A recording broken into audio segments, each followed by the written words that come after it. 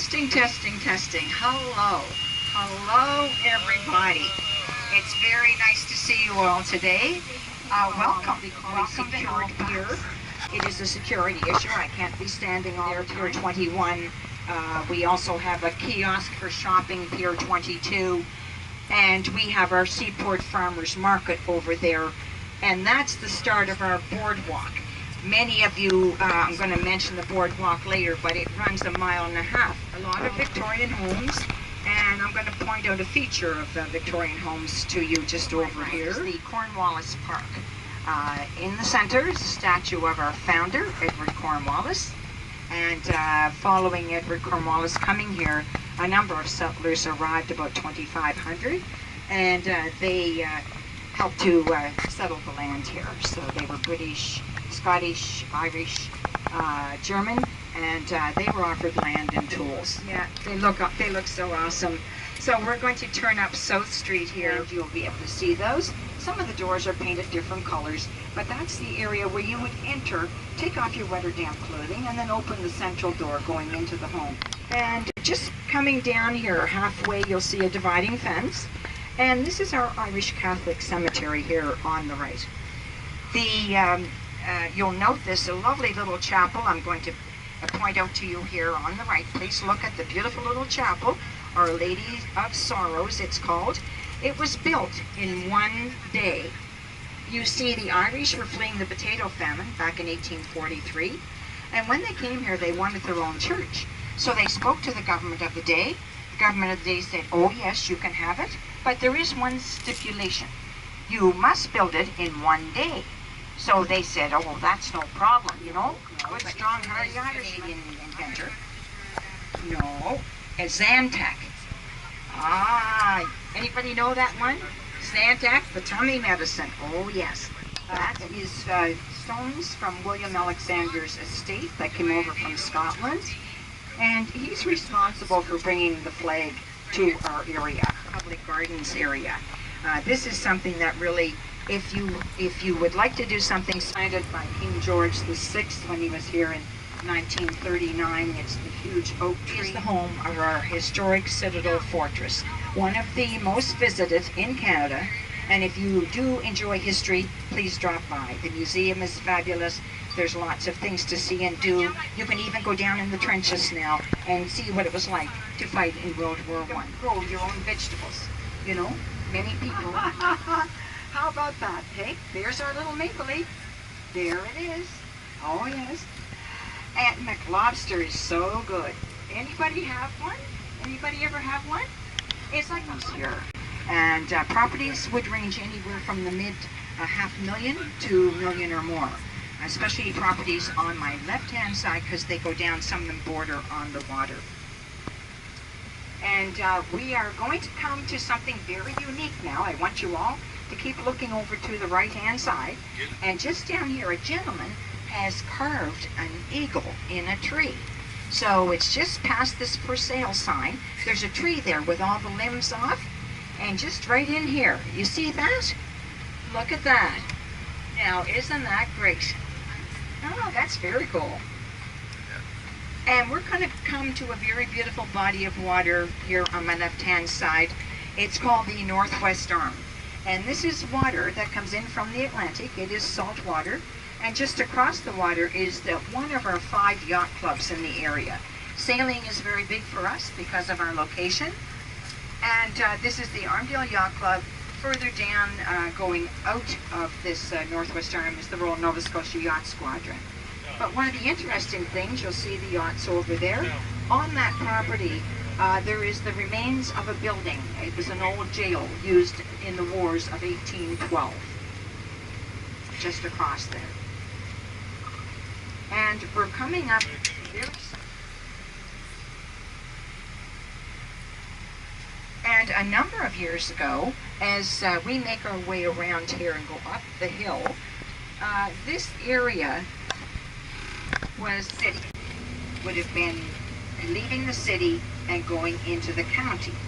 But as someone asked about our population, in 1996, we had a huge merge. And we are now all are under one umbrella called Halifax. This is a protected land area. It's called Crown Land. It's over 520 acres there. And then the walk would go down and through in a beautiful lake not too far from here. Answer. I give you an opportunity to ask me questions on the other part of our trip today. So please, if you might want to keep that in mind. But right now, I'm going to pass down this little map, and it gives you an idea of our trip today. And turn around and loop around and come back into the city. And at the bottom of my map, lots of things happening. We have our saltscapes, which is our food and wine from our province. And you know, it was at the time when all the airspace was closed down, and we had over 40 jumbo jets at our international airport. We are an international airport here in Halifax. And most times the water on the right-hand side is lake water, so that's the fresh water. But anything you see on the left is going to be from the Atlantic Ocean. You see, Nova Scotia is Canada's second, and they'd have to duck in these little areas and offload their products sometimes. And people would even offer to rent out their cellar or their basement. We've even been told that the priest, the priest was in on it. Oh yes, the glee post was used, the basement. Oh yes. And of course the men would have to come back then, load up again, and take off. So it was quite a heavy-duty business. There was large lineups at the pharmacy. Because you see, if you had an illness and you went to your doctor and you got a note, you could buy alcohol for medicinal purposes. So many people seem to be sick around Christmas time. Funny about that, huh? Yeah, really.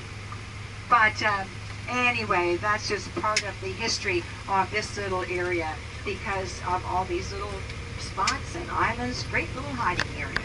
Please take note of the nice little area we're going through now. And we, with the fishing, we would like to keep our eyes on things, and our Department of Fisheries would watch all the fishery because you see when the trawlers and draggers come into being, they drag the bottom of the ocean floor, and it caused a serious problem with our cod fishery. So what we had to do was put a moratorium on fishing, which meant that you're only allowed to catch so many fish. And that worked well for a while. Now our cod stocks are coming back. But you see, our lobster fishery is a huge export for us. And lobster fishery, the Fisheries Department thought we better keep our eye on that one as well. So in the 70s, what we did was can cost anywhere around up to about $250,000. And we'll chat a bit more about that. But we are coming very close now to the small community of Dover, West Dover. It is a fishing community. And be on our left-hand side, you'll have an opportunity to see some of the fishing sheds and the boats that are used, as well as the lobster traps.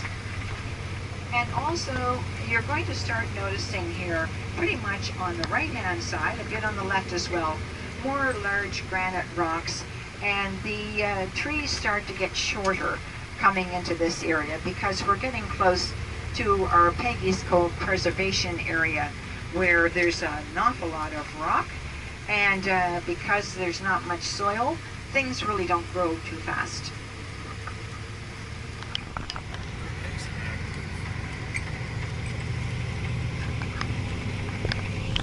Coming up here on the left, and this is the restaurant I want you to remember. It's called Jacques Landing, this brown building.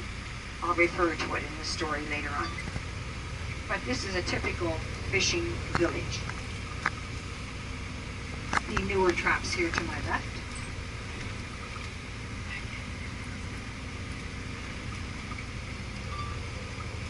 And once we get right into the little cove at Peggys Cove, you'll have lots of opportunity for some great photos in that little cove area.